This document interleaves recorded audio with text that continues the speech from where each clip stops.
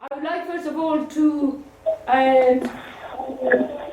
say that the Smart Partners, 29ers, part of the CPTM Smart Partnership movement, they are as modern as traditional, because in the last 7 or 10 years there is this tradition that has been built in, that as soon as end of February comes, with or without 29ers, and irrespective of reference to one's birthday or non-birthday, irrespective of that, there is a tradition of trying to celebrate or get together, online or otherwise. So hello. we are. Hello. I think this must be Sixtus from.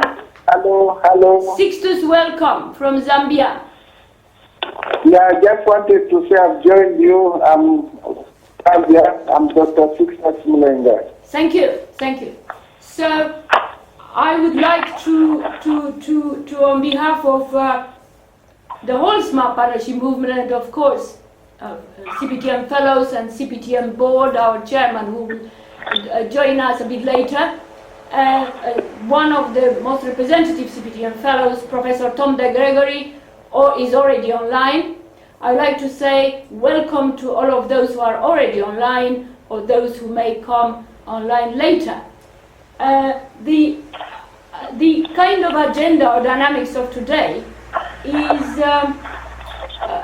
was a bit difficult to put it together, because while we are trying to celebrate a number of things, specifically this year,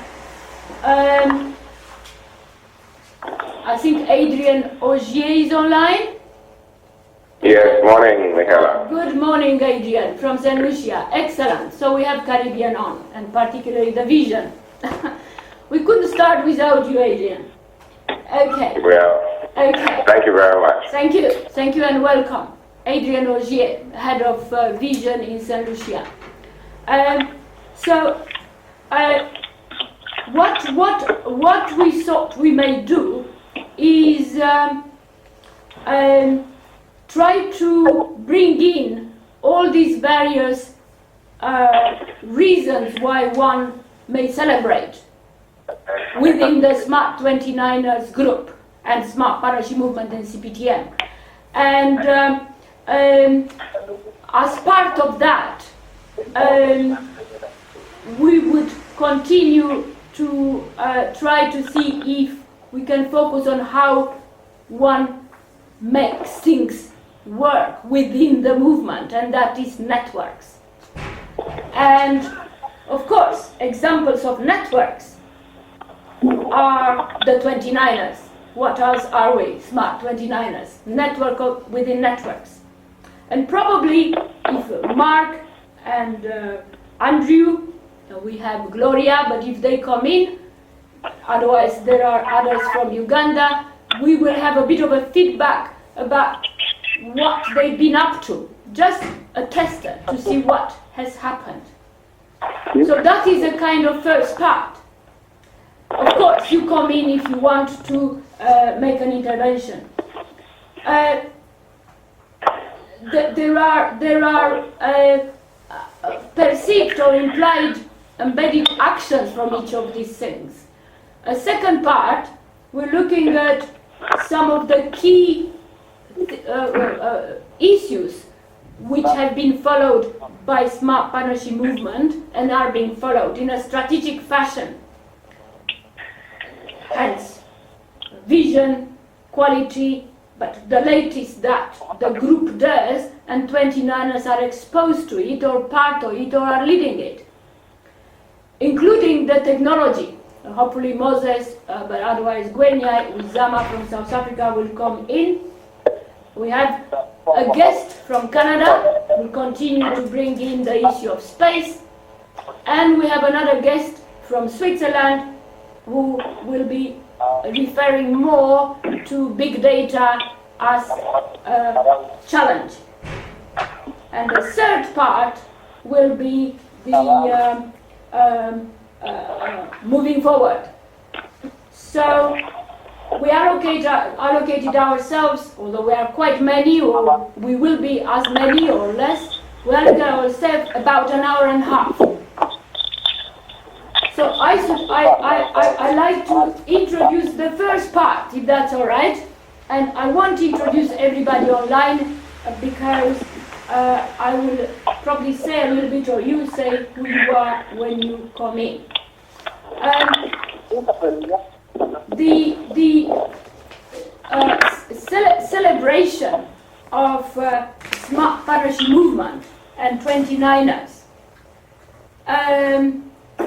implies that one is celebrating. That doesn't mean only looking in the past, but looking in the next 30 years. If, for instance, this year, as we know, we are celebrating 30 years, we're looking to in the future generation, and those who are today young generation will be in the future generation 30 years in the same stage that Professor Tom is right now. So we were trying to see in what way it could be made a bit more, we could articulate more within the Smart Partnership Movement this celebration of what has happened in the last 30 years so that we move forward. As you can see on the background of the hub, we have a smart wall which has the celebratory kind of image of the Smart Partnership Movement and Smart 29ers, together with of course, the flag, the Smart Partnership Movement's flag, and the symbol of the Smart Partnership Movement and the networks, the buckyball, so to speak, the Smart buckyball. That being said, and I'll introduce Tom in a moment here, our major point of reference for Smart Partnership Movement since about 20 years ago or so is the live, or the living, I would say, manifesto, the Limitless Opportunities Smart Partnership Manifesto, which has been actually introduced by what we call today Fellows Emeritus, Fellows and Smart Partners as a whole. Together, and 29ers joined since about ISAM. We joined about 2000 or so as Smart 29ers. So it is essential that the 30 years of networking people and ideas to be followed by the next 30 years, which is usually what one refers to as a generation, to have an ongoing evolution of the limitless opportunity through smart partnership, as well as the risks. And there are among our smart partners people who dedicated specifically their intellectual understanding of what future for future generations might take, such as Professor Peter Serracino Ingrot, and you do have some smart reading tips about it, and it's one of the most, together with Professor Salvizon Busutil. Peter, as we call him, he was particularly referring as a challenge for the future generations at two major developments, and I'm sure Tom will pick that up. One was in relation to the need for establishing a charter of the rights of future generations, a charter or responsibilities of present generations towards their successors. And this was in particularly connected to developments such as human genome and, of course, the cyberspace. So, a lot of interest, a lot of background in our group, a lot of smart partners are preoccupied specifically with what future for future generation. And I think one of the issues that is becoming quite controversial, but quite a risk, is how do we define freedom? And in that context, most of the smart partners that fellows who initiated the smart partnership movement were leading liberation movement freedom fighters. We're talking about President Sherman, we're talking about President Chisano, we're talking about current President Museveni, we're talking about a whole group of individuals, President Mugabe, we're talking about His Majesty's King of Swaziland's father and himself since. We're even talking about former Prime Minister Dr. Mahathir in his own way. So one of the latest more backgrounds and questions that are being put are about how to understand that freedom evolves. So what freedom was and was fought for in 30, 40 years ago probably is another freedom definition continue to evolve for the next today and for the next 30 years. I think then at this point of time I'd like to introduce Tom. Tom? Yeah. I'm here. Tom, just for about few minutes, maybe about smart partnership movement as you see it today, have been involved and contributing extensively since 1980s up to today, and how do you see it in the future, particularly in relation to the celebrating liberators who are very much part of the movement and the roots of our group. Tom. Yes. And I think that's why it's critical that we have a dialogue this year, because smart partnership is not a thing, it's a practical way of actions. It's a series of ways of doing things, of ways of living, that are mainly ways of interacting with other human beings to solve problems. And so it is a very dynamic process. And can only be understood as a process by which people bring ideas, share ideas, and most important, in the process of sharing ideas, they gain greater understanding. And I think one of the things, put it this way, the thing aspects of smart partnerships are that you have an open mind, that you are willing not only to express your ideas, but you are willing to listen to others, and part of the dynamic. And I think basically, therefore, also, of course, one of the things another thing of the partnership, not only open mind, but an awareness of what is going on in the world, an awareness of what's going on around you, because, again, the dynamics of smart partnership is not merely that we exchange ideas for the sake of exchanging ideas, but it's for understanding a changing world. And this is why I think that smart partnership is so important for the world we live in, because the world we live in is continually changing, and we have to continue to change and adapt our ideas. And so, therefore, that's why, again, it's not a noun, because the noun is static. A verb is active. So smart partnership, after 20 years, has a certain kind of basic core to it, but smart partnership is also very different than it was 20 years ago, because the world is different, and our understandings of it continue to change.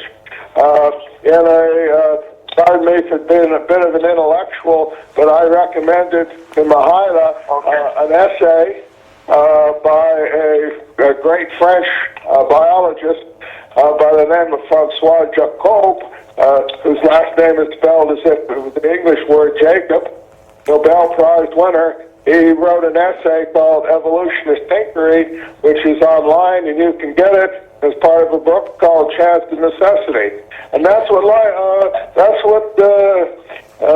Smart Partners are about. We are tinkerers in the best sense of that term, and that is we're experimental. And when at a dialogues, we throw out ideas. In some cases, we throw out ideas that we're not fully sure of. They're responsible, but we're experimenting, and we see how other people respond to them and what emerges from them. And sometimes then you go into a dialogue with ideas that you're pretty confident of, and others, well, this is kind of wild.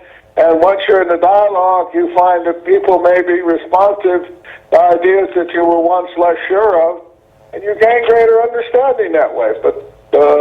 And that is, again, why I turn 80 in May, and I'm talking to Club 29, because we need continually fresh new ideas.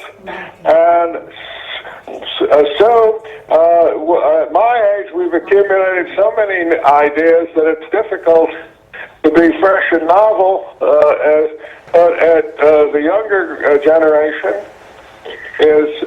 we expect to be more open to new ideas and to continually bring fresh ideas in, because you grow up under different circumstances. So, again, after 20 years of Smart Partnership and after 30 years of knowing Mahila, I feel that my ideas are as fresh as ever, and they have to be continued, but they don't stay that way. Ideas don't remain fresh, they have to be continually refreshed, and it's not a question of solipsistic that we refresh them internally, but we refresh them in exposing them and exchanging them with others. And so I'm delighted to be here at 6:30 in the morning, Houston, 12:30 London time, and that is, again, a world has changed. 30 years ago, we did have long-distance telephone calls, but we didn't have international conference calls. The world has changed, and we're more connected. And the more connected we are, the more we have to be able to respond and adapt. And so I commend the Club 29 as the future of the movement, and as the future of the world. Last night, President Obama had an interaction in Miami with a group of Latinos, and he said we have to think long term because they are the future. In a way, that's true. The future we're creating, I'm going to be around a while, but not that long. The future we're creating is the one that you will be participating in, and that you will be creating for those that follow you. Any further comment at this time, or No, Tom, Tom. should I follow my own dictum and wait for responses? Yeah, Tom. The issue within the movement, having been of the liberation movement and the celebration of liberators this year. Okay, let me talk on that, yes. Basically, in terms of thinking long term, I knew that was what Mahila wanted me to talk about. I thought that was coming up at 1 o'clock or 1:30, but I'm delighted to bring it up now. You can bring it back later, just a bit. Please, come in. Come in, I think this is 6 steps.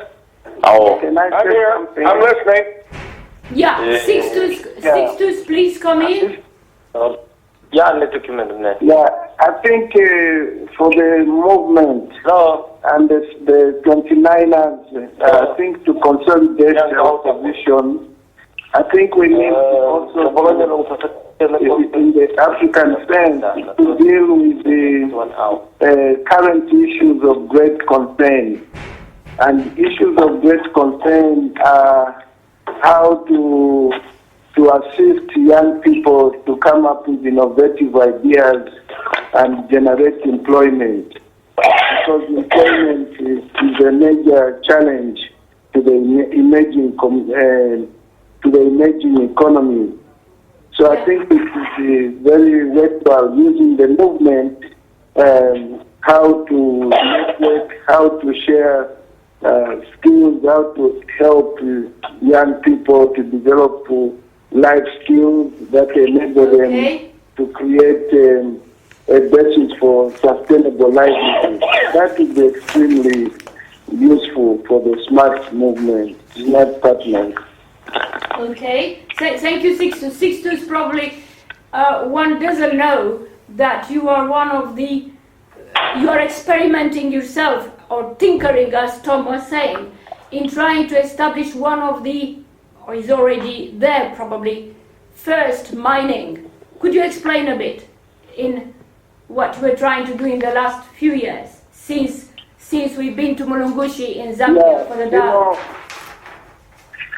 Yeah, I think following the good brainstorm we had several years at the hub in London on the smart partnership movement, I took the idea that we discussed that we need to demonstrate actions on the ground.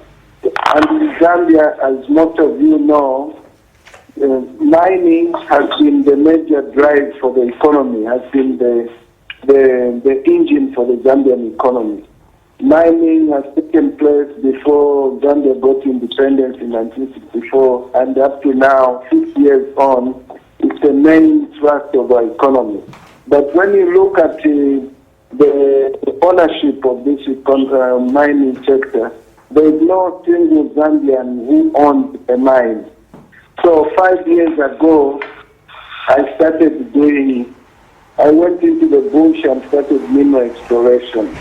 And I've been doing mineral exploration and working on a prospect as a greenfield prospect, and we've now discovered a meaningful resource reserve of manganese, which we are now working on. We just finished our first drilling, and when we finalize this project, it will be the first mining project to be developed by Zambian professionals, and it will be the first to be owned and operated by Zambia. So that will be a very big breakthrough.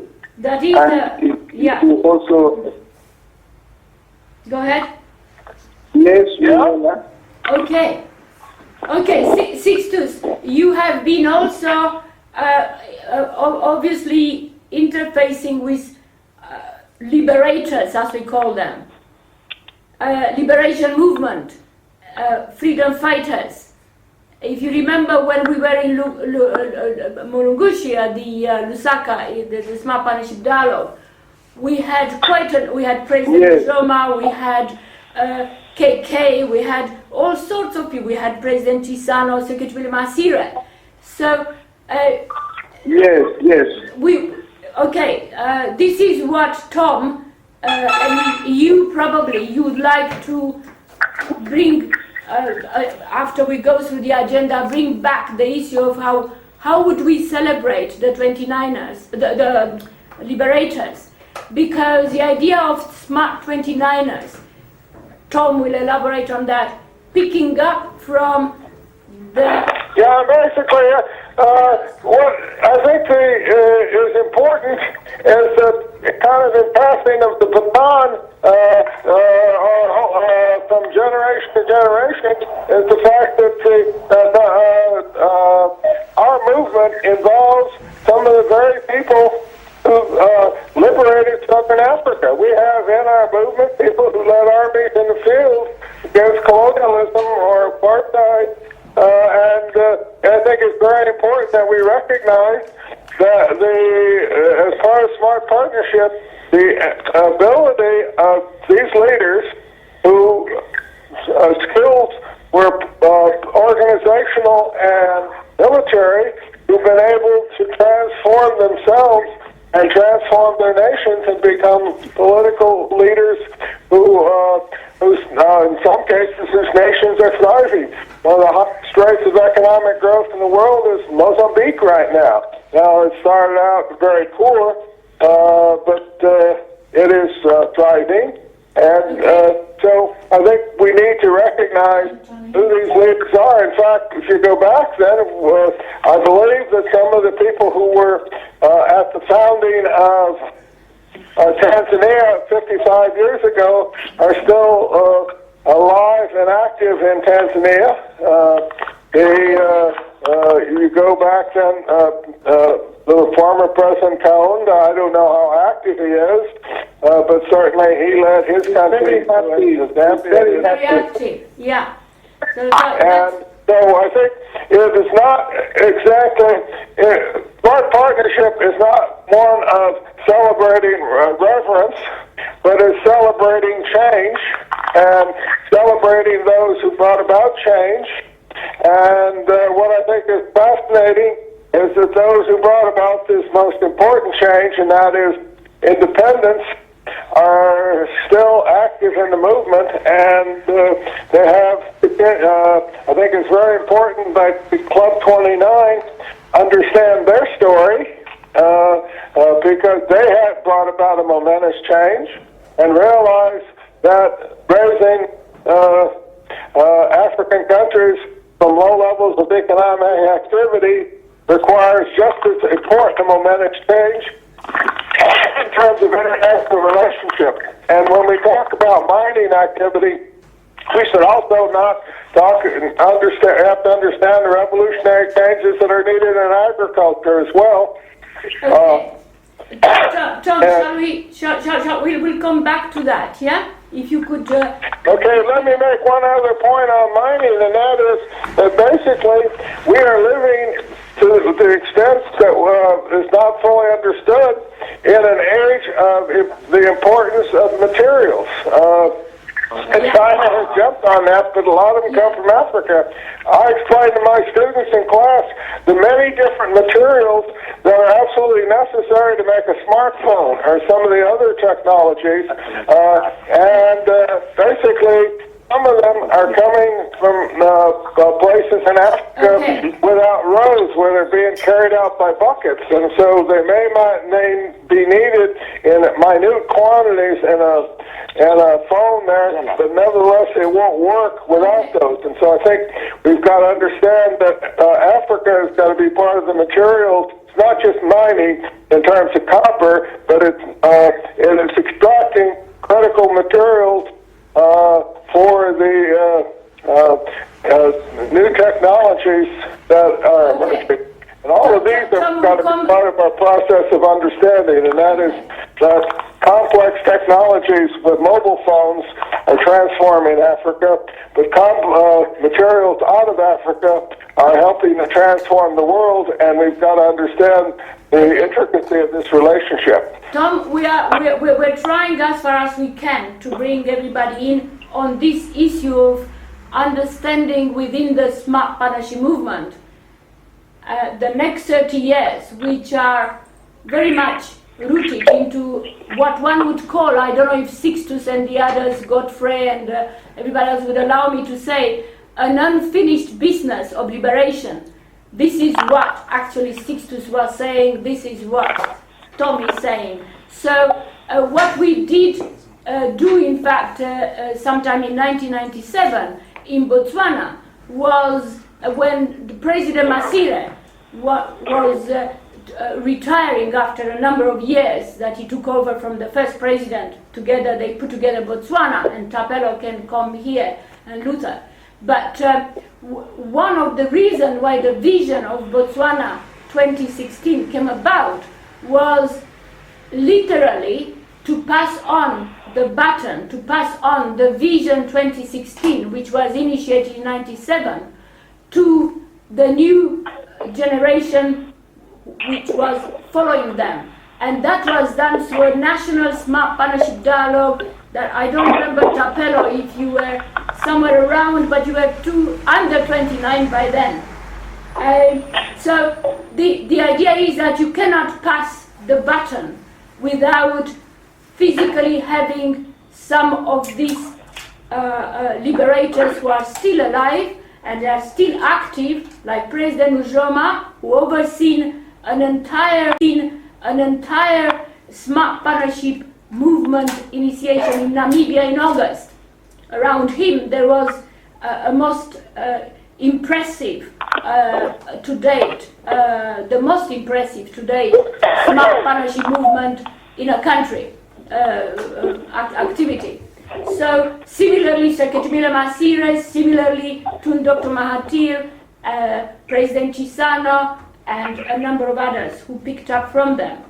So the idea is... Let me add in the extraordinary ability of these individuals, and including all these, of course, is Pasquale Makumbe, who was able not only to work the liberation struggle, but also to acquire vital skills when the country was liberated. And that is, of course, he did an extraordinary thing, and that is he was able to get a medical education and how to use a language that wasn't one of his first one or two languages. He had to learn a new language but yeah, he's come out with vital skills for the health of Southern Africa, and I think Dutala, her educational achievement then.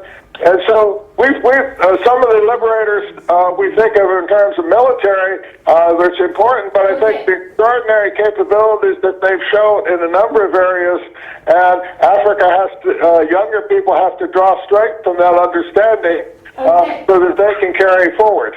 Okay, Tom. So thank you very much, Tom. I will come back a bit later at the end with some action point. But the whole idea was that... This is Sam from Kampala. Yes.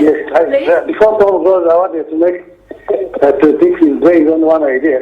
Yeah. Crossed my mind when he was talking about the liberators. Yes. Good afternoon or good morning, good evening, everybody, wherever you are, all over the world. This is Sam from Kampala. Professor I'm Sam. a member of the JEC, Joint Executive Group of the Smart Partnership. Now, I wanted to say a word about liberation. We must, as Thomas said, recognize those liberators, especially our distinguished fellows who like me, some of them are older than me, are now on the way out, and then the young ones are coming in. What I was intriguing me is, I was discussing this with somebody, he said, the days of the military liberators or colonial liberators is gone. Yes. But we do need the liberators for the future, because the threat, as Tom pointed out, the world is dynamic and the world is changing. One of the tips you sent to us, a reading tip, was from this Russian professor, Sergei somebody. Yeah. And he said that I don't have the piece of paper here, but I'll get his name in a minute. So what he said is more important than the name, probably. He said that the evolution of the human race has depended basically on sharing information and passing on information from each other. Mm-hmm. And in this discussion I had with a friend, we observed that this is on the window, that there is a threat, the communication. If we had a communication index, because I can see statistically, this index could be going down now. The biggest threat is machines. Yes. Technology. We have Facebook and the WhatsApp and all this. And what is these youngsters to exchange news, tidbits, have no ideas. Yes. So I would like to see that the partnership movement will become a kind of forum in which genuine communication of sharing ideas and experiences is maintained in the world. Because this is going to be the next field of liberation for the human race. Being able to continue communicating and sharing ideas rather than this. And so the real challenge for the last 29ers for the future. And it is already with us here. It is not something we need to talk. Yeah, that's what I wanted to say before. But we do need the liberation, because the face of the liberation profile has changed. and it's necessary to be liberated from disruptive technology. Okay. I think at this point of time, I would like also to bring in Luther. Luther, you are online. I'm here. I'm online. I'm sorry I missed you for quite some time. My line got cut off, so I did miss out quite a bit. They will bring you in, Luther. Yes, but thank you for. They will bring you in. Is Luther online? Luther. Yes, I'm online, Luther, Doctor. the reason why I wanted to bring you in just a little bit at this point of time while we're closing the first part is that the celebrating liberators and so on, and this year, passing on the baton, is also related to traditional leaders. So traditional leaders, and you are, as a 29er, you are part and parcel in the last few years of the traditional leaders framework within Botswana. And you contributed also in that way to the vision. Now, do you have anything to say? So in addition to those that we refer to, freedom fighters, well known all over the world, the traditional chiefs, are they also coming up to, are they also to be celebrated alongside the liberators? Okay. Yes, what I can say is that I cannot isolate the traditional leaders. I cannot isolate the traditional leaders alone. I have to link them to the whole picture of the framework of the country in relation to the smart partnership movement, which in our country is the catalyst, the National Vision Council. And among this national vision, we have so many, 7 pillars. But the most important that I would like to link to is the educated and informed one, whereby the country provides free education to all up to the tertiary level. Yes. And remember, those that goes to school includes the son of this traditional and daughters of this traditional leadership.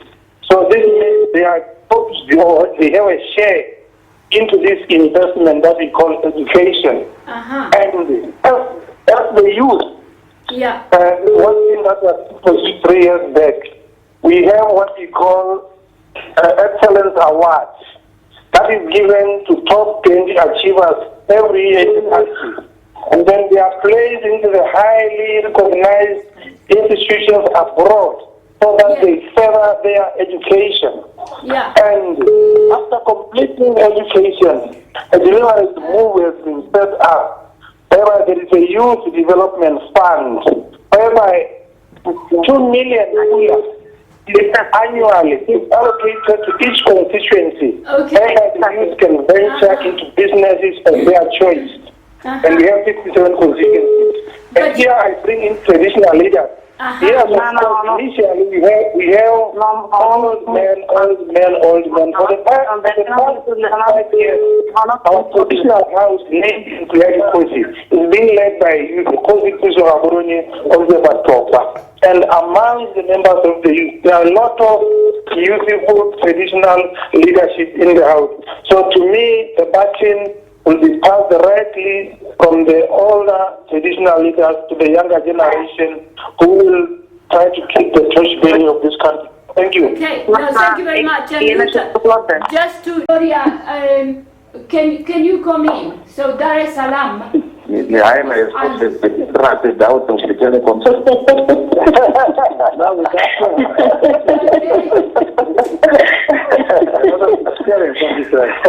Okay, who is on?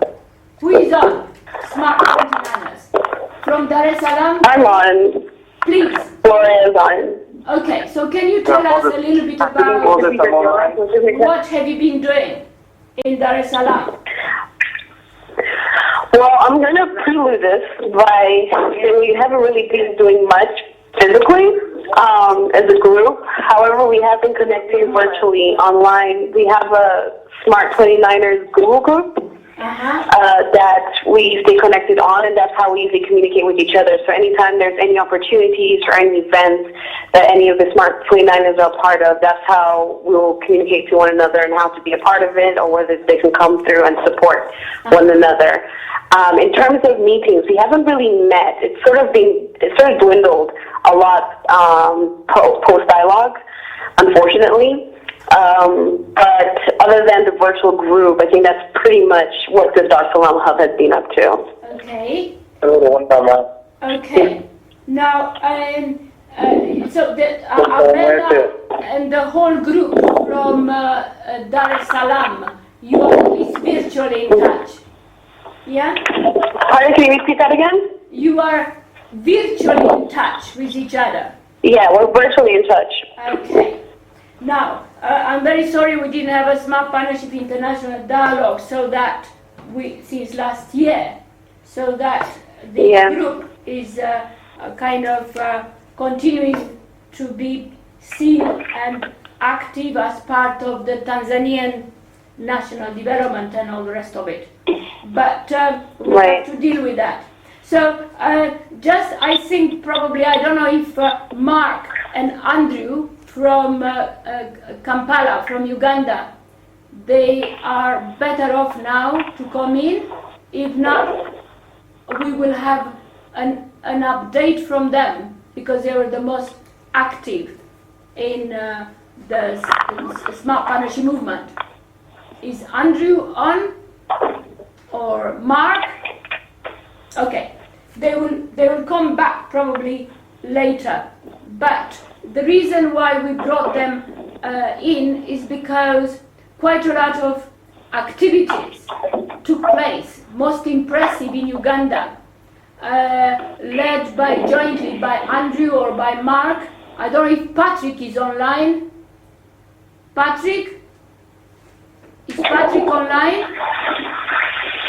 Yeah. Anyway, and because of that, an award, the Smart Partners Long-Term Award Certificate, has been given to the Smart 29ers in Uganda, alongside or as part of 300 Smart Partners in the whole movement.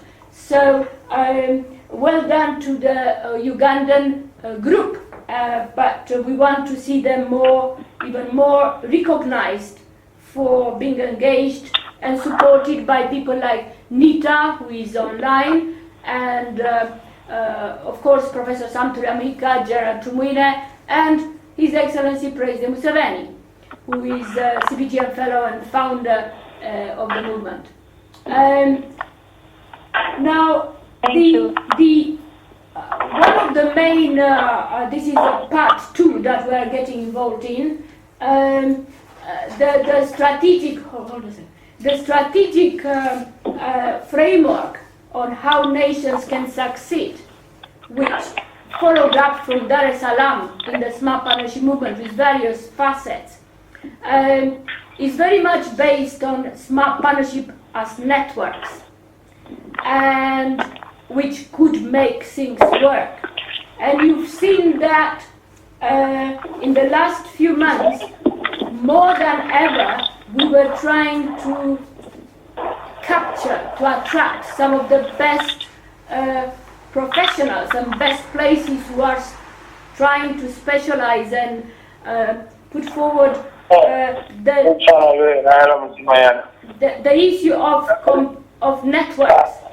And this issue has been very much embedded into the, for instance, quality and standards, recent interaction with the participation of World Trade Organization on standards and trade.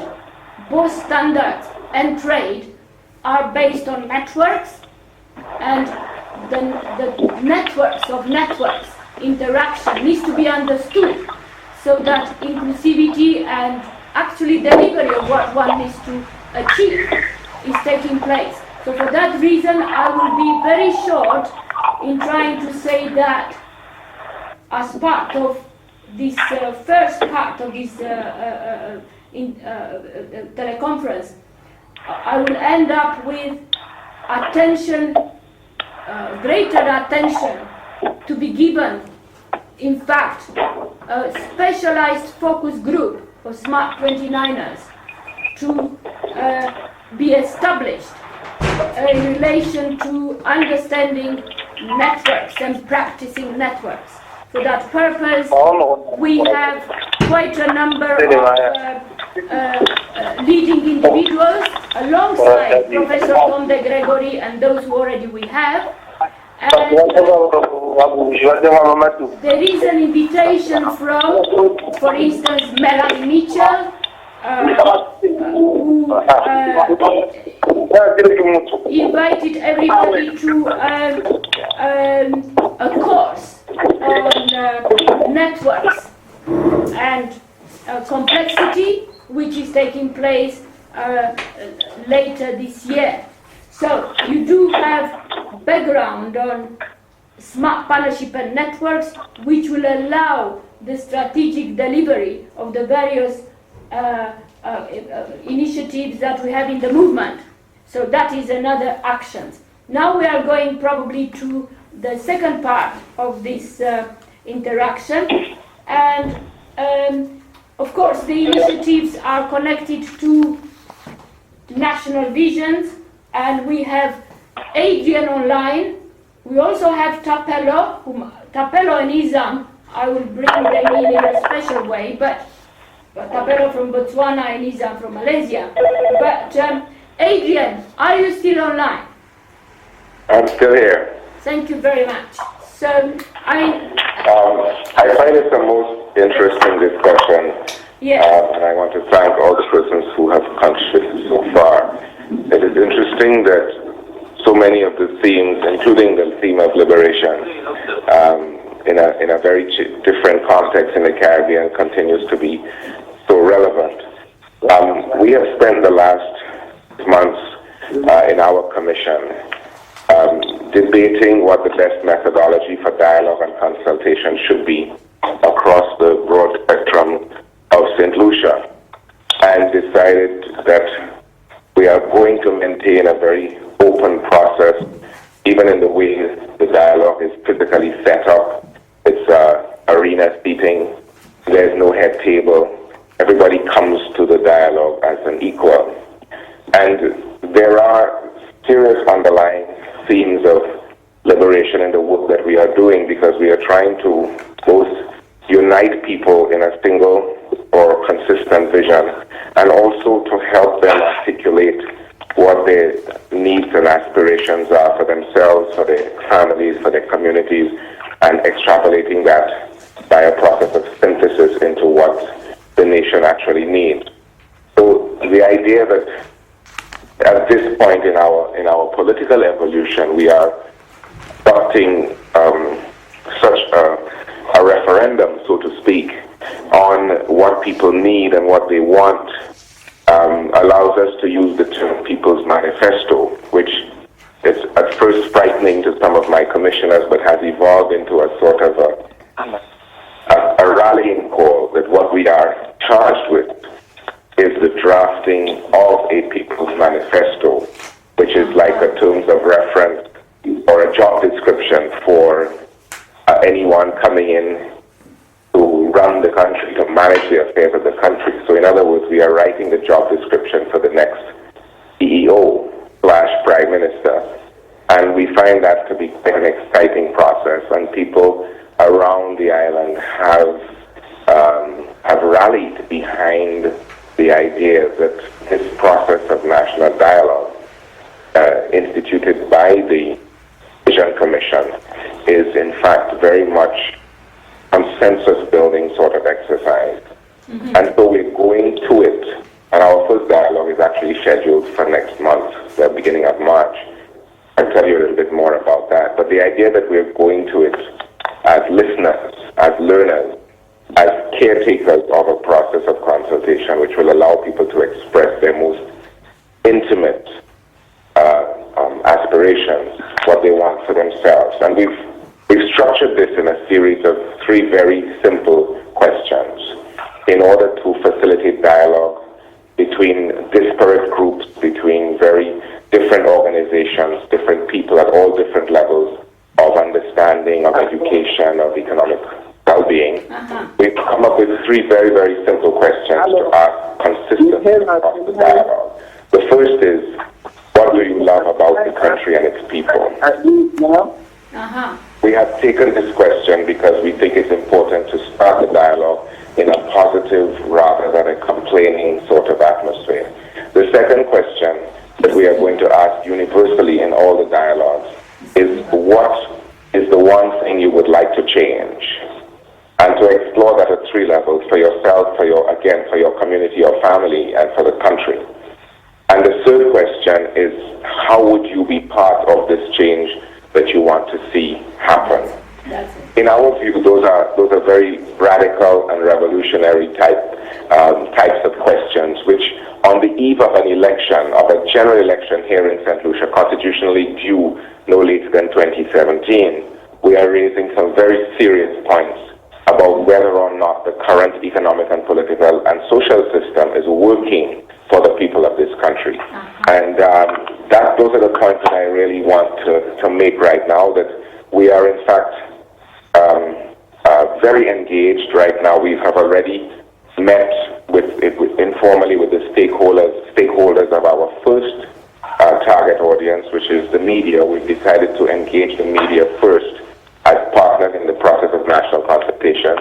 And so we met with the stakeholders just a week ago, and we are proceeding to the broad national dialogue with the first community, which is the community of the media, and bringing them on board very early as partners in the process of consultation. We found the whole process to be very, very stimulating, very liberating, and a lot of things that even the commission members themselves were afraid to raise in the first instance have become now very comfortable issues because of the way the questions have been phrased. What do you love? What do you want to change? And how would you be part of the change? So I'll leave it there if there are any questions. No, I mean, Adrian, the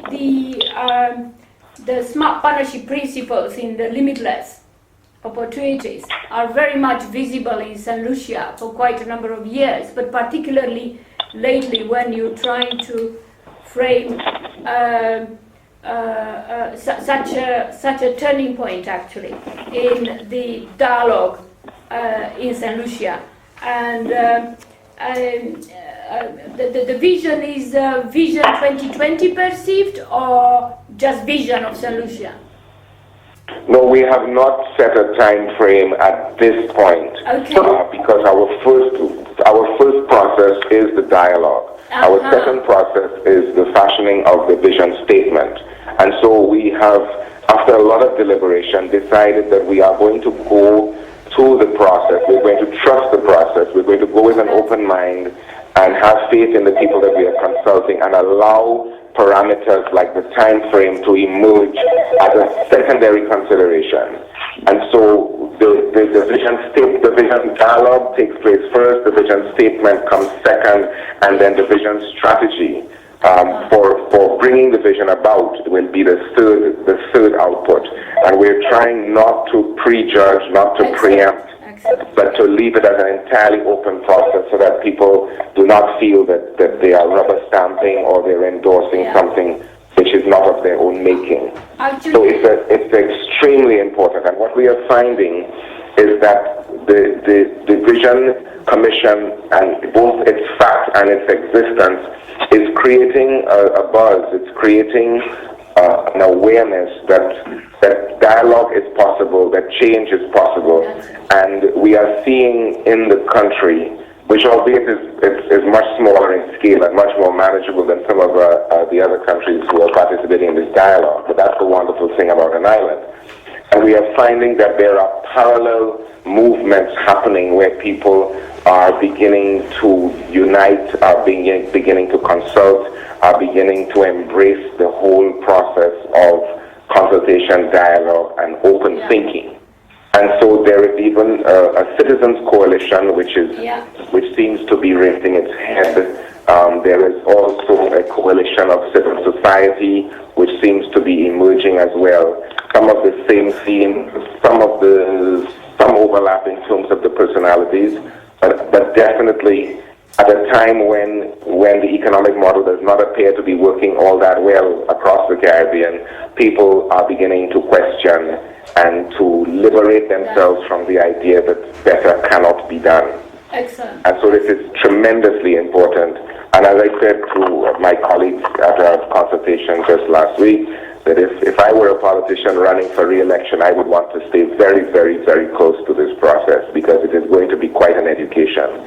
We're anticipating a lot of momentum arising out of it. Adrian, this is extremely important what you said. And I'm sorry, I'm going to immediately come in to say that this week, Botswana, if you remember, you were here with Ketumile Masire, His Excellency, and we had colleagues from the South Africa, from the President's office. And in Botswana, the issue was that, like in Malaysia or in a number of countries, this magic of having a time frame, 2016 or 2020 or whatever, that creates a big issue, because it is unlikely. In Botswana right now, it took place a retreat of the Council of the Vision 2016, and we were asked to somehow give some issues on would they evaluate, how do they evaluate, and a consensus from a number of smart partners to start with was that you don't evaluate 2016, you evaluate the vision process, and not just the media thing, but how people got engaged into this open dialogue, and particularly, do they feel that they would go on? Because the vision challenges are unlikely to be different. I mean, no country wants to be non-educated. So one of the pillars of the Botswana vision is that, expressed in as far as possible in a Botswana context, but they are unlikely to be kind of done and dusted by 2016. So 2016 is simply a year which is associated with the independence, liberation. Am I right, Tapelo and Luther? And the vision process, as it was started in 97, needs to continue. Of course, there are ways and means to do it better and better, but the engagement goes alongside governments who come in and go out, or national development plans are implemented or otherwise in 5 years. But it's extraordinarily important what you said. I wish the Botswana Vision Council would be online, but I'm sure as we do it in our movement, we are going to get you and them to share, including in Uganda and in Seychelles and in Malaysia, etc. So thank you very much, Andrew, and very, very important. Now, thank you. I'll be with you for a little bit longer, hopefully. Thank you very much. The part of the vision, of course, and Adrian will come in probably, but if we move on into these three strategic angles that have been shaped within the movement because of engagement, like individuals involved in quality and Bureau of Standards. And there are quite a lot of them, very active in the Caribbean, Andrew, lately, Adrian. And similarly in Southern Africa, I don't know if Wilfred is online. Wilfred from Bureau of Standards in Swaziland. Is Wilfred online? Yes, Mahila, I'm online. Yeah, so, I mean, the idea of emphasizing as part of a vision process, the inclusion process within the context of the role of Bureau of Standards. And obviously, most of the people who are in Bureau of Standards lately as professionals, as we met in Eure in Swaziland Bureau of Standards, They are young. They are young professionals in various specialized in various sciences, chemistry, and computer coding, and all sorts of things. Similarly, in Namibia, so the Bureau of Standards are no more what they were 20, 50 years ago.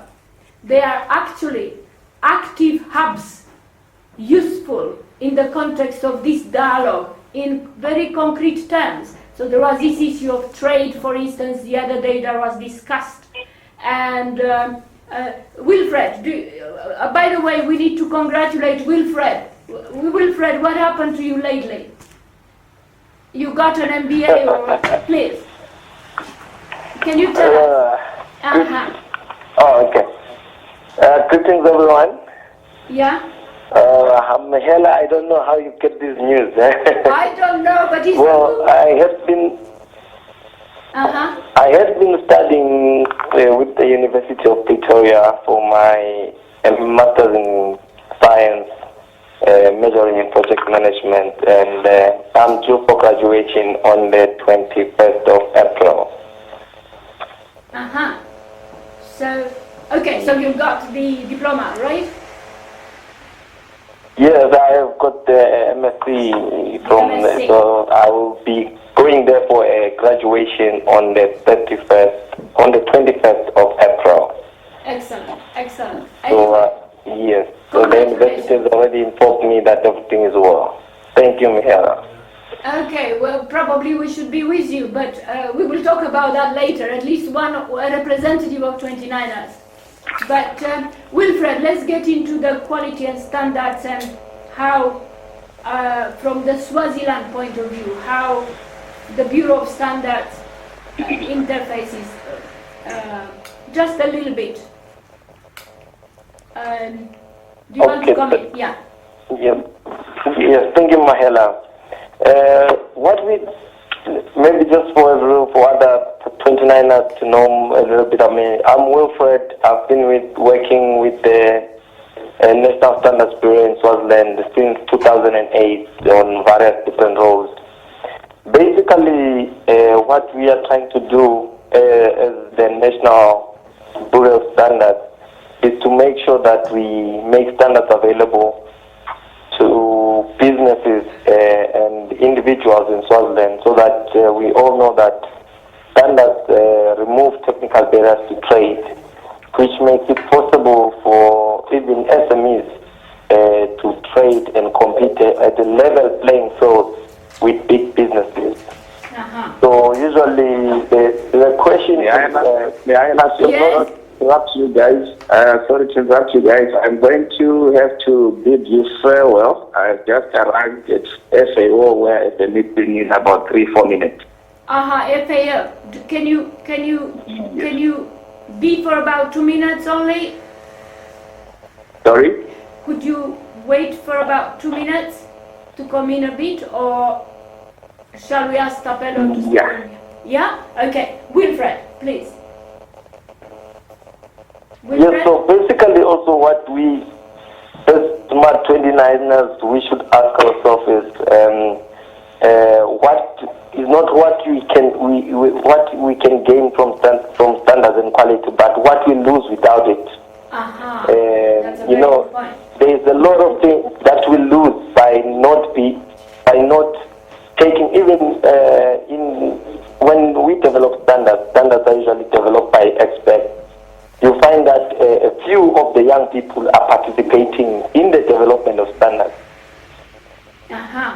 So it will be very useful for even us as 29ers in our various fields of interest, where we are trained, to also pay attention to what the national standards bodies are doing, what standards are they developing, and participate in the process so that we can influence and shape the future of how the products and services are standardized, and so that they can also take up our interest. Okay. No, thank you very much, Wilfred. And we just want to touch base a little bit with one or two aspects, but we'll try to get into the technology inclusion. But before that, Godfrey, you are in FAO, in front of FAO? Yes. Okay, so, I mean, the reason why I was very, very keen that you stay online just a little bit, Godfrey, and Godfrey, I would say Godfrey Magwentse was, and still is, a 29er, but he's now ambassador of Zimbabwe in Rome, having been in a number of positions through the usual civil service system. Lately, on my MK line. Okay. Yeah. Okay. Just wait a minute. And lately, in the last 2 years, he was in South Africa, and more or less he was a main point of reference for all the smart partnership movement in trying to understand intimately how to engage the South African smart partners and the system.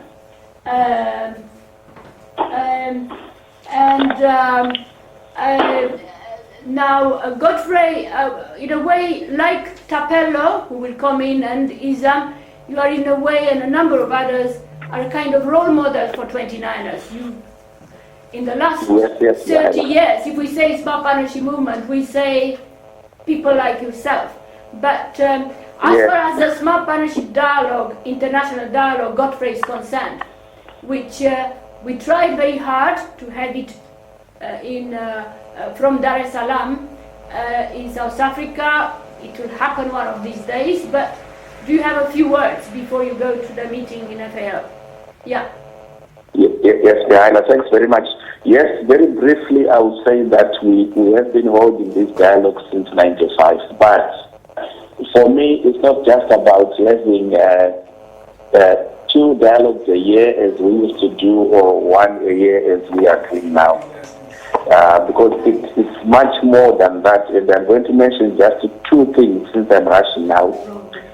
The first is that wherever we have held these dialogues, we have instilled the smart partnership dialogues.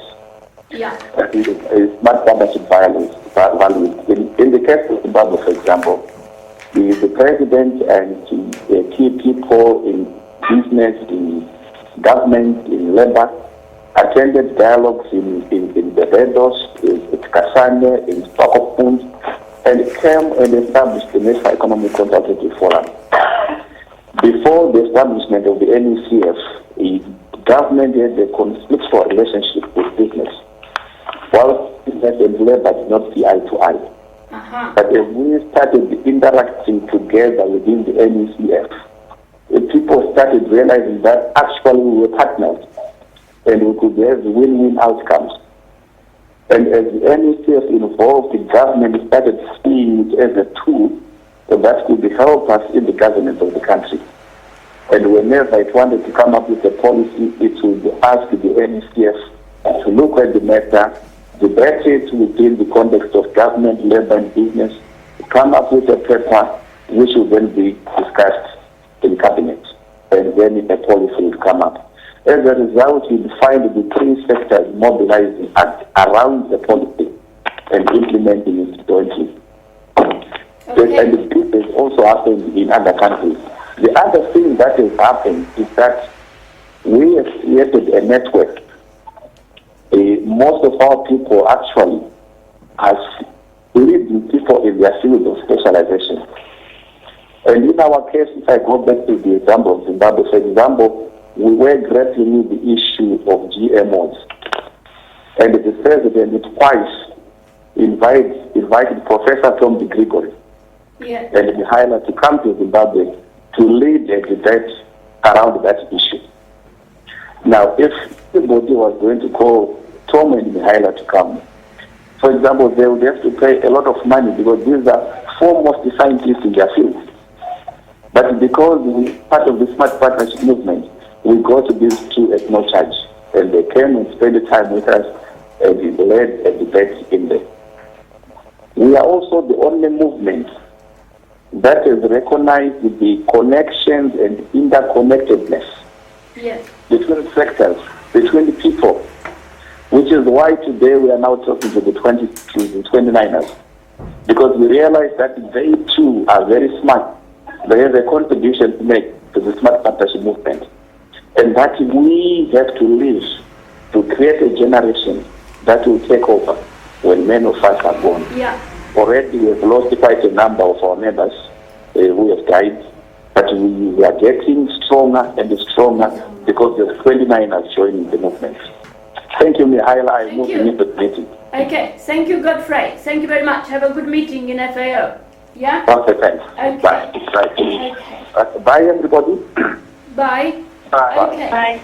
If we move on the technology inclusion a little bit, I mean, what we are aiming to do is in about 15 or so minutes to end the discussion, but we have a few things on the technology, which are probably some of the most connected issues. As we know, in Dar es Salaam in 2013, His Excellency President Kikwete was very, very keen for us to explore further from the most successful dialogue in Dar es Salaam, the leveraging of technological change for socio-economic transformation. And there are a number of issues that are penetrating financial inclusion, quality inclusion, visions, and everything else, including technology itself, technology development itself. So I have here Moses. I don't know if Zama is online from South Africa. Yes, I am. Aha, good afternoon, Zama. And you should probably introduce yourself again. But so Moses, Zama, and Gwenya. Moses is here. Okay, so who would like to present a proposal this time on for the Smart 29ers? Is that would Moses start, or Zama, or Gwenya? Gwenya, you can say something, and then Moses or Zama, please. Gwenya? Is Gwenya online? Well, it might be online, but please, Moses.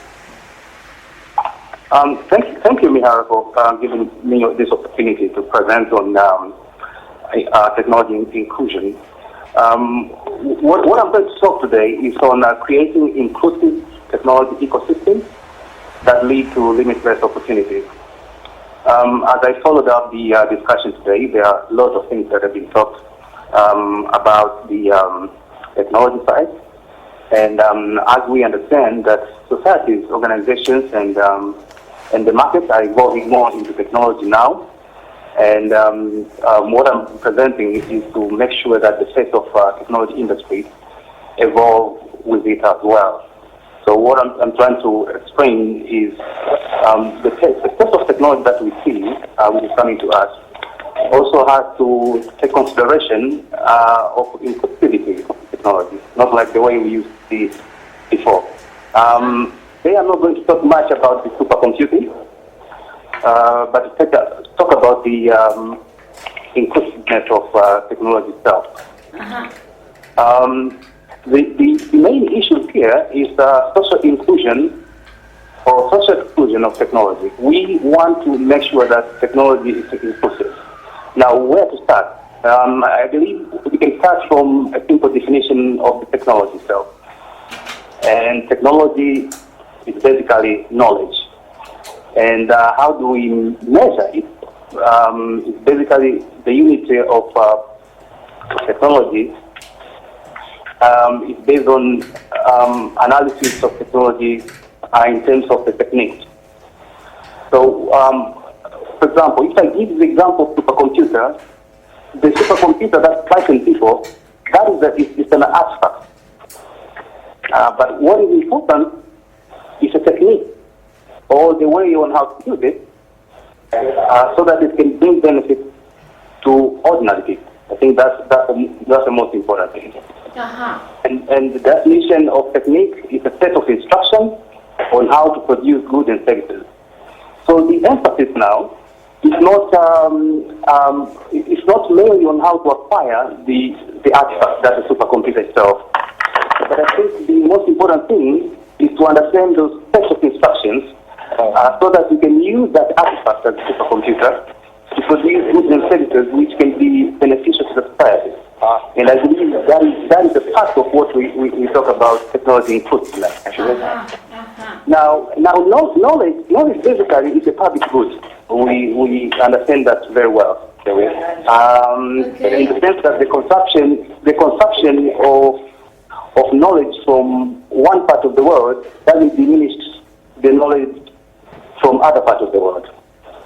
The big issue that we have with acquisition of knowledge is the private cost of acquiring that knowledge. And the cost is not only about time, or it's about money, it's about that artifact comes with what type of knowledge and how easy for them to be acquired.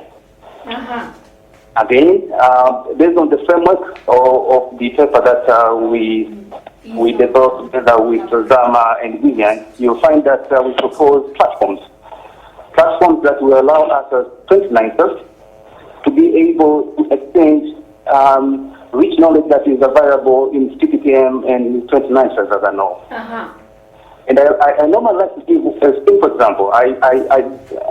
And this example will be for piano. Most of the people, they understand this instrument. Basically, in the terms of what I've prepared to present today, piano to me is an artifact. But what is done with it, it depends on the techniques used. And the techniques are the ones that differentiate from professional users or people who doesn't know how to use it. So the most important thing for us as 29ers is to be able to have a platform that will allow us to exchange our knowledge, to get the things that is richly available from different members, and especially take advantage of rich experience of the member of CPTM.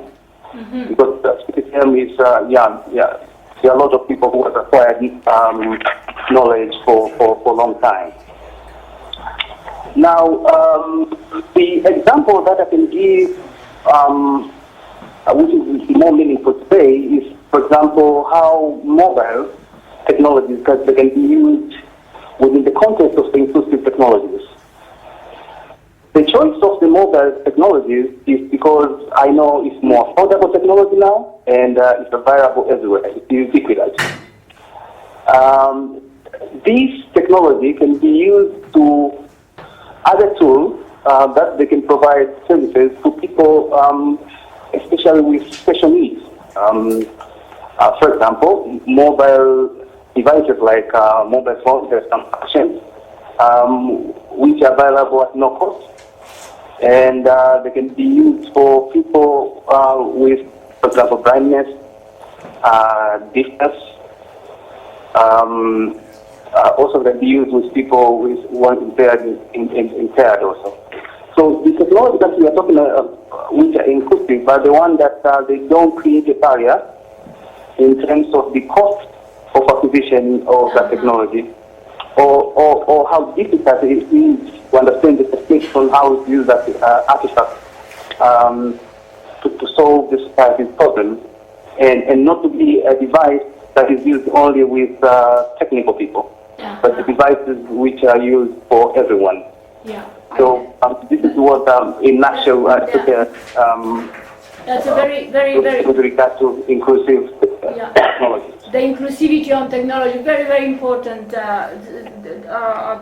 very important intervention you made, because when one says technology, one refers most of the time to techniques and or technologies, technical aspects of it, like in the quality and standards actually, or but when we talk about inclusiveness, that is technology. Otherwise, there are other ways of achieving that with technology. Now, Zama, you want to come in? And thank you for joining us. No, thank you very much, Mihail, and I'd like to greet everybody. And thank you very much, Moses, for opening. I'm Zama Dlamini from the South African Council for Scientific and Industrial Research under the Cyber Defense Research Group. Now that Moses has mentioned or discussed the inclusion of technology between me and you, if one is talking about technology and excluding the security of that technology, it's usually the application for failure on the technology in the long run. Now, what we have focused on is while we're busy improving the current state of the technology, it is always imperative to also include or start thinking on how we can secure that. But then at the moment, we do not have sufficient skill set in that area, and that we discussed with Gunyani and Moses on how we can improve that, not only in Africa, but how can we have a skill set, especially within the SMART partnership and the SMART 29ers, just to see and just to collect ideas on the vulnerabilities that are out there, and also how we can work out so that we can contribute to our local governance and also to just to check out on who can be interested and how we can recruit more people who can participate in this. Actually, Zama, the issue of thank you very much to you and Moses, and I understand Gwenya will be online again. In other words, what you're trying to do is to put a proposal for creating at least 3 platforms through which the 29ers type from the movement could be not only made aware, but could be continuously be maintained up to date with the various applications of data and security related to that. And I mean, since about, if I may say a little bit, Zama, since about a year ago, Izam, who was from Malaysia, was online. He was from, you know him. We all know him. He's the founder of 29ers, but he was at a point of time his approach to join Cybersecurity Institute, the new one that was established. And we tried to engage all the SMART partners to understand what that is in the last 7 years or so. And it was difficult because the only ones that immediately reacted to it were the 29ers. And now in the last 6 months, I would say, the issue of cryptocurrency, darknet, and all sorts of things related to that, there are so much open data, open access, open, and therefore risks to do with that. Is probably the major issue that every government, wherever it is, that is more developed or less, is facing. So this is a very, very important kind of strategy around the technology inclusion that we should develop with the 29ers as such. So in fact, there was, Gonia is not in but at the moment, but this point would have been made even more by Stepan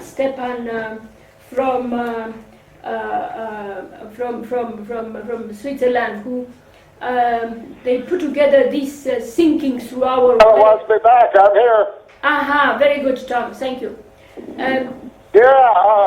Oh boy, you're coming in loud and clear now. I was just getting a jumble of voices before. Okay, no, apologize, Tom. I mean, this is, as we said, technology, but we're talking about the benefits of trying to develop inclusivity in technology, and there was a proposal made, Tom. But what I'm a point which was brought in, but we won't go into it right now, was that while the technology, for instance, can allow more data, and the implication is more data available in one or another means more knowledge and more transparency. In fact, it looks like at the same time, and therefore the proposal that you propose is important, that the rise of the data actually does not lead to more clarity, but to opposite, more half knowledge and an increasing lack of transparency.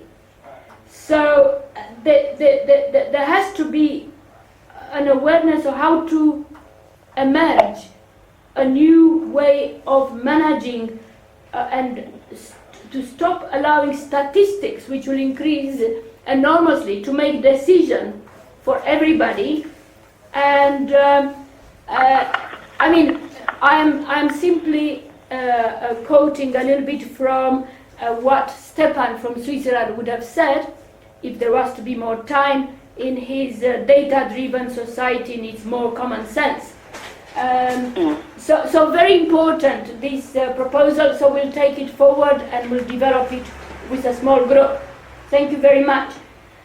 Another unexploited aspect of spin-offs of development from space, NASA space, which last year 29ers had an introduction into.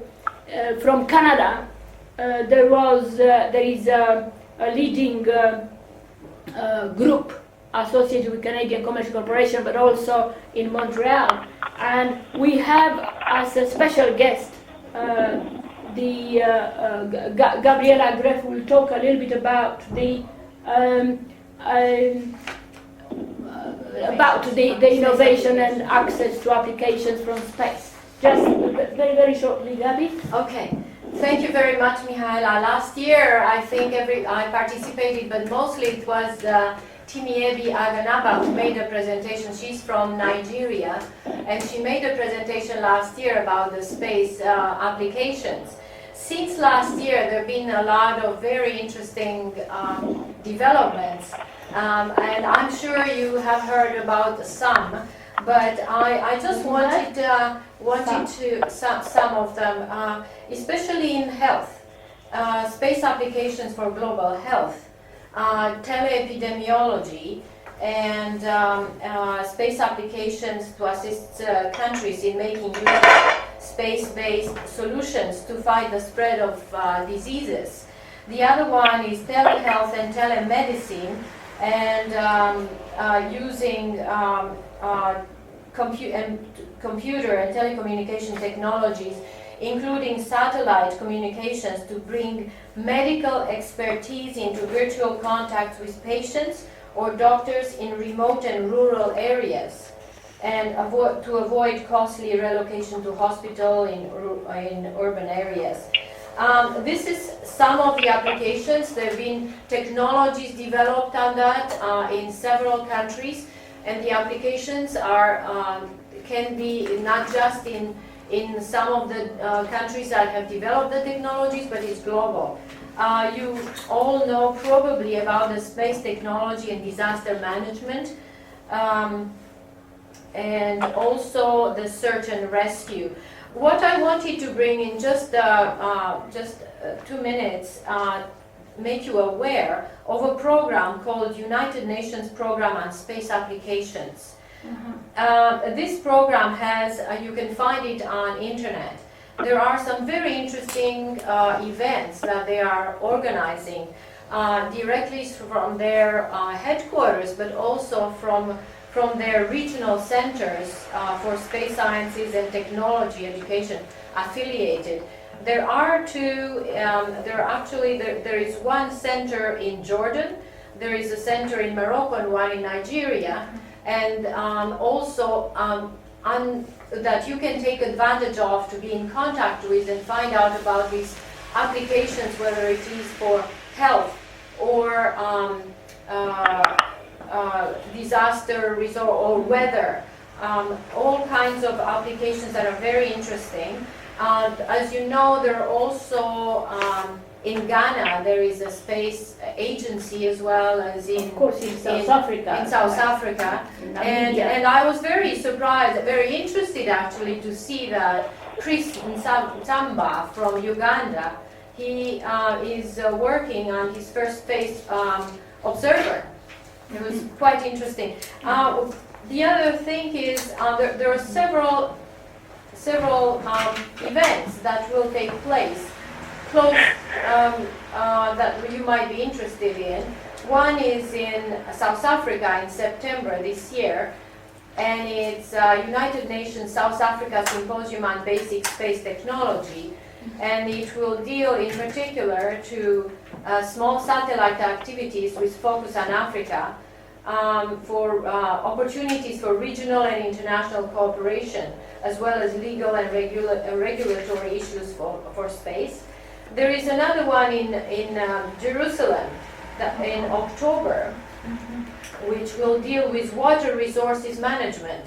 It might be quite interesting. All these and two more in Kenya, for example, in November 2015. It will address this event will address the growing demand for space-based information and space technology, such as Earth observation of satellite, positioning of biodiversity, monitoring and wildlife management, coastal economic observation. And there is another one in Dubai in November this year, also on cross-cutting impact of integrating economic, environmental and social policy and regulatory dimensions of space in pursuit of global sustainable development. All these things will be are available on the internet, and you can find them if you look at the United Nations Program on Space Applications. Thank you, Gabi, and probably we'll have them. We can send them with Tom. We'll get them online. Thank you. This is just a teaser, I suppose, because trying to deal with issues online in a kind of 1 hour up to 2 hours is quite a job in itself. So I suppose the points were made by us, and we'll try to more or less go to the last part of moving forward. I think Tom is now online again. I don't know if Tanshioma will be online. Tom? Yeah? So we'll need to try to bring him online. Is Omar online? Not yet. They're just going. Okay. And we have Zama, Moses, Wilfred, Sam, Professor Sam. All right. Yes, I'm still online, yes. I'll be going off in about 5 minutes. Okay. Do we have Annette online? So we have a number of us Yes, online. Annette, you didn't speak yet, so but you come in when you want. Well, the issues that we do have in the Smart Partnership movement are in relation to Smart 29er are usually dealt with by many organizations or structures, NGOs, intergovernmental, Commonwealth, Secretariat, UN, ministries of youth, etc. And but the Smart 29ers are within the Smart Partnership movement are something distinct, because the movement itself is distinct. And that being said, on March 9th of March, there is a Commonwealth Day 2015, which is the theme is a young Commonwealth, and that will be mirrored with new generation ideas. That is mirrored with a youth forum that will take place in Malta at the Commonwealth Heads of Government meeting in November. And one of the proposals was that the Smart Partnership Movement 29ers might wish to kind of make an open letter which is integrated into the interventions that we can make alongside in relation to youth. There was secondly the idea that there would be, instead of a Smart Partnership International Dialogue in one place, a large marquee, one could. So I don't know, Isam and Moses and probably Zama will discuss about this.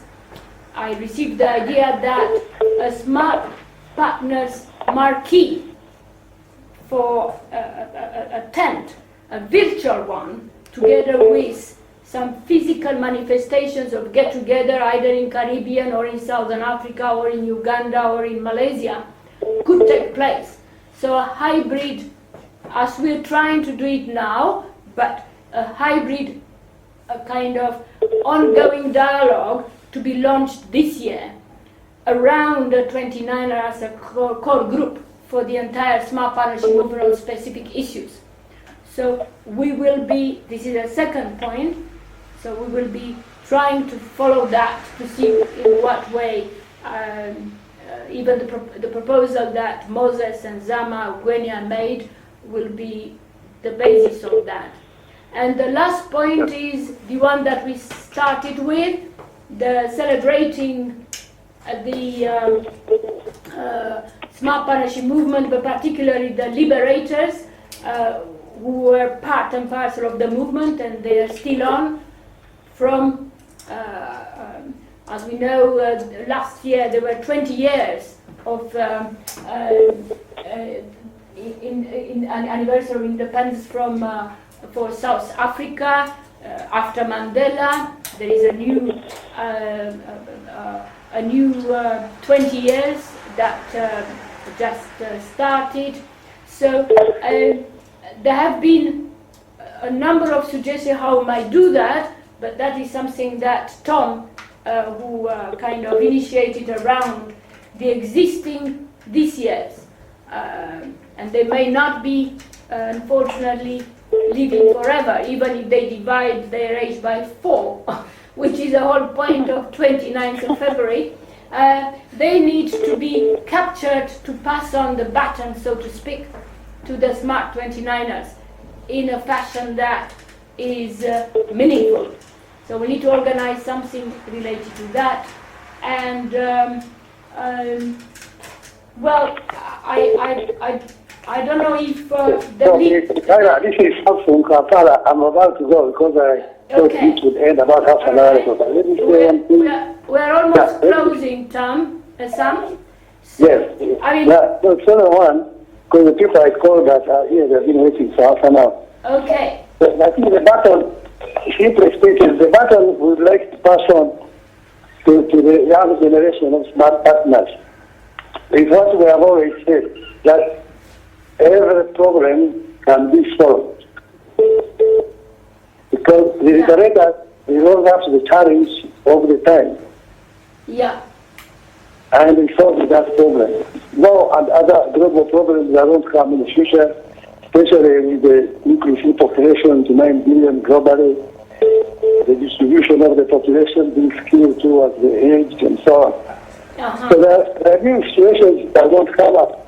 But every problem, as long as it's understood, and really, the key is the smart partnership is that we should understand each problem through sharing, discussion, and exchange of ideas. The methodology is just understand the problem, and then the problem can be solved. Every problem can be solved. That's the button. The challenges, the will for liberation will not remain constant. They will change with time. So we have to go about now. But this is very important. I think it's very important milestone. We can pass on the baton to the young 29ers. Yeah. Thank you. Very, very good, Sam. Very, very good. Yeah, indeed. Tom, you come in, please, now. Yes, no, I want to make a couple comments. One is on liberation.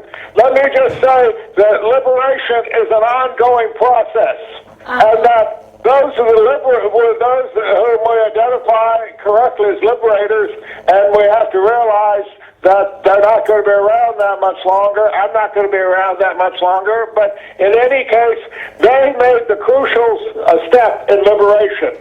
But that is a step that would, without which all other steps would not be possible.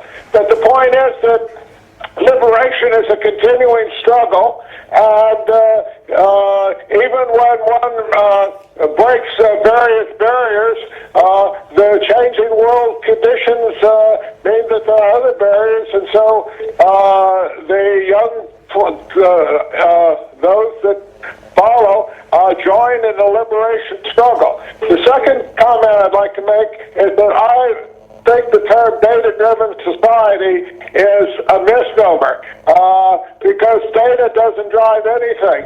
Well, I would say we are in an idea-driven society in which vast amounts of data give us more capability of moving forward, but it's the ideas that move the thing there. In other words, I think the previous comment there that when we, as John Dewey said, problem stating is the better part of problem solving. Or what I would say is that it's the questions we ask of the data and our ability to use the data to answer these questions, and that's the strength of smart partnerships in the dialogue. It's people asking questions and using the tools of modern science, not only to having the data, but having the new capabilities of accessing and analyzing that data to advance our ideas. But it's not data-driven, it's idea-driven, and that's what smart partnership is about, is creative ideas, problem identification, and creative ideas in problem solving. Okay, so I say thank you very much, Tom. That's very, very, very useful to bring in the understanding of how this smart partnership, smart in inverted commas, a metaphor, came about in the last 20 years. Because it wasn't simply an advertisement or a marketing gimmick or an acronym and so on. It is part and parcel of this smartness, this ongoing tinkering, as you said. And when you say idea, then you say people, as you always said, Tom, and you say technology. So anybody online would like to say anything in relation to this kind of moving forward overall? Annette? Hello? You're a little bit too quiet. Yes, Mihail, I've been quiet listening to everybody. Excellent. So you probably took notes. You probably took notes. You'll check your notes. Yes. Yeah, just one little thing, Mihaela. I'm curious if we could have follow-up discussions regarding that proposal about the setup of the dialogue with the Smart 29ers focus tent. I think it will be interesting and an opportunity to really do a lot with this, different from the previous years. That's proposed by Kenya and the rest. So I wonder if we could arrange to have discussions about that with the international Smart 29ers, everybody. Yeah, well, probably that is what we should do this year. Yeah, since we are soon probably preparing for the next dialogue, but in the meantime we should focus on 29ers. Give a bigger attention than we ever done within the movement, not on their own. There was the intention that a number of 29ers around the topics and fellows might come to Kampala and might come to Swaziland, or might in Caribbean or in Kuala Lumpur this year. Hence the idea of a virtual marquee, smart partnership marquee for the whole movement. And in one way or another, we need to develop a smart partnership ongoing dialogue while we meet in one location with everybody else, if possible, participating. So that's the vision. And I will just finish myself. If we were trying to get Kanshi Omar, who would have liked to wish all the best to 29ers, but probably it's a bit late for him in Kuala Lumpur. I will try to finish with the fact that quoting one of the ladies, Naomi Klein, which probably you all know, who is saying that this changes everything. Now, what she means by this is actually interactions, interconnection, connection of interconnections. And she's also having a last chapter, which is entitled The Leap Years. And the subtitle is Just Enough Time for Impossible. So what do you think, Tom? We'll have just enough time for impossible if you count or divide your age 80 in May by 4. Okay? So thank you very much to everybody, and we'll be in touch. Thank you very much, Thank you very much, Mihaela. Tom. Thank you, Mihaela. Thank you very much, Zama. Thank you, Moses. Thank you. And thank you, everybody. Thank you, Mihaela. Apologize for being being probably noisy sometimes online, but I think it was very good to have all of us under one tent, so to speak, for a little while. Thank you very much. We'll be in touch. Yeah. Thank you. Thank you, everyone. Bye-bye. Yeah. Bye. Bye.